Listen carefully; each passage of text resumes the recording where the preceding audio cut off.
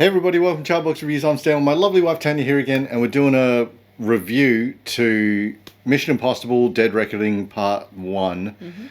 And we've just come out from it, and yeah, I was pretty happy with it.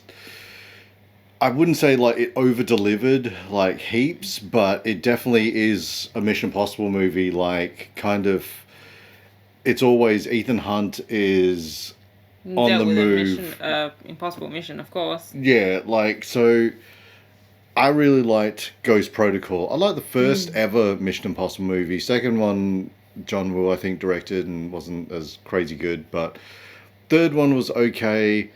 The Ghost Protocol with Jeremy Renner was really good. I liked Rogue Nation. I liked Fallout with Henry Cavill. That one was good. Yeah, then, like, now we're going into this one. And it's like, how do you up the ante with it? And yeah, by creating this amazing AI that's gonna kill the world. yeah, it's addressing like kind of what's happening now with technology and how far are we going to go with artificial intelligence and stuff. And yeah, just to sort of have that predictability of every movement, every decision playing out. It knows how to get what it wants by playing these different parties against each other and stuff. But also, like, to kind of see the way they wrote this around that and to sort of, work with it and stuff. Yeah, it's fun. I really enjoyed, like, Henry Cavill's character, antagonist. Yeah, the dude who was in Rogue Nation. He was also in, like, Fallout as well.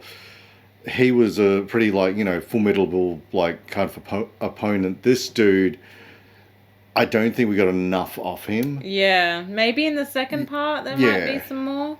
But also, too, like, just to sort of see where everyone is now, it is something that's revolving around Ethan Hunt's, like, kind of storyline and stuff. But, like, I think the whole pacing was sort of good, not dragged out.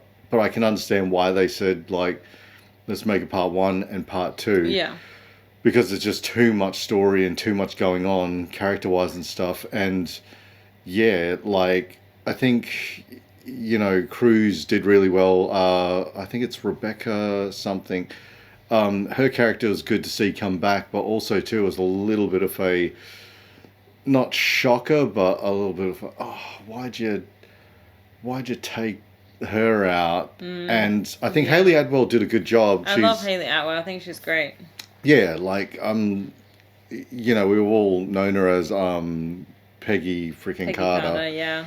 But this was like a kind of a different sort of role. I wouldn't say master thief, but definitely like it was on that borderline of Now You See Me, where it's like magician meets thief, and I was just getting like a bit worried for her character, just getting lost in that kind of bubble. I wanted a little bit more from her, a little bit more dynamics, maybe. I think they made it really clear this isn't what she was like signing up for. Yeah. And she just wants to get away from and like get her money, get her payment, and just get out of like, town. But yeah, the way that they kept having her, flirt a little bit with Cruz's like character, but then like she leaves them for dead, sort of. And you just sort of like, you can't root for her too much. But yeah, all in all, like with the way that this is set out, this is just good old fashioned, fun spy espionage type stuff where you're dealing with assassins, you're dealing with like, guns and fast cars and everything. And there's not one moment in it where it takes you out of the film. Yeah, I couldn't really pick any political correctness coming out of this movie, which I liked. You can tell, like, Tom Cruise is the kind of guy who, if you had a Ryan Johnson or a Kathleen Kennedy turning around saying, all right, now we're going to make you out to being the has-been now, you're old school and you're obsolete now, and we're going to have this new young woman come in, young woman of color that's, in a wheelchair, that's probably gay. Yeah, gonna do way better than you. And Cruz would be the kind of guy be like, yeah, that's really nice. Thanks for your input. Now get off my set. Yeah. I think he knows how to do sexy women but strong women without shoving it in your face that they're empowered. There's no cleavages. They're just beautiful women who are hot women that are just strong as well. Like, they're not really dressed up as guys. They're not dressed as guys. They're not, too masculine, which I really love. They're really, really well presented. It's nice that they had what's her name, who plays Mantis in Guardians of the Galaxy, and Hayley Atwell, and even Vanessa Kirby as well. They're not kind of brought onto set and written like a guy. Yes. They're written to be like, this is your role, this is what you have to play. Now, like, do that because it's going to help the story, it's going to help move the plot along. Yeah. I think Vanessa Kirby looks always like amazing. Super beautiful, but like, I never picked her for like a few, like, just, it doesn't take you out of the movie, but it's kind of funny to see some like kind of funny beats that she has in there. And then you see like the way that this chase scene where you got Cruise and Hayley Atwell handcuffed together, and it's something that was in Tomorrow Never Dies with Bond and what's her name, they're handcuffed and they have to ride on the motorbike together. But to see them in this car and to see these stunts and to see all this stuff, it's like such a unique way to be like, we don't need more bigger car chases and bigger explosions and bigger wrecks and stuff. We just need to sort of reinvent the style, because there's a moment where he's just like, all right, well, you're driving. And she's like super panicked and doesn't want to do it, and then after when she pulls over, she's like, no, you're driving, like, so he's got to do it one-handed and stuff and not be able to change the gears and everything. And I was just like, that's really cool. But then when that funny point of like, oh, it's a Mini, and he's just like, oh god, really? But like, it turboed suits, or something. Yeah, it suits the town that they're in. Like, and seeing the locations as well, where they go through Rome and Venice.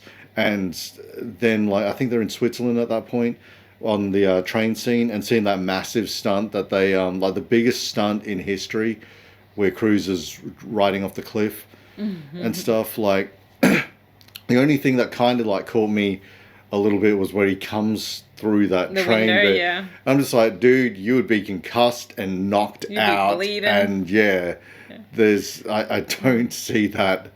That kind of timing really going down. But I will say the only thing that I also noticed was the lack of blood.